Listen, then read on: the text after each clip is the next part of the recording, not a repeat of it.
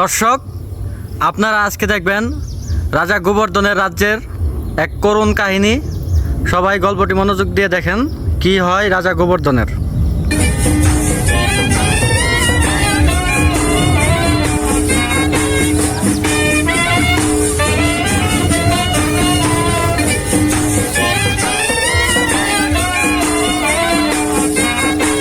সেনাপতি, বলুন জাহাপনা।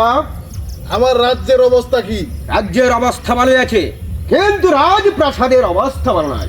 কেন আমার রাজ্যের অবস্থা কেন ভালো নাই? নানিমা শুনছি ফালিয়ে গেছে। কিসের নানিমা? সরি রাজামশাই, রানিমা না, রানিমা।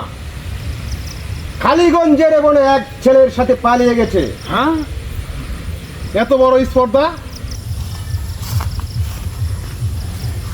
না না না না না, আমার যেহেতু রানী নাই, এই রাজ্যে কারোর বউ থাকবে না। সেনাপতি, বলুন রাজামশাই। ঘোষণা করে দাও আমার রাজ্যে। তাই করতে হবে। শুনেন শুনেন, একটি ঘোষণা আমাদের রাজা গোবর্ধনের রানী নেই বলে রাজা সাহেব ঘোষণা দিয়েছেন এই রাজ্যের কোনো প্রজার বউ থাকবে না। যদি কারো বউ পালিয়ে যায় তাহলে কোনো বিচার হবে না। শুনেন শুনেন শুনেন।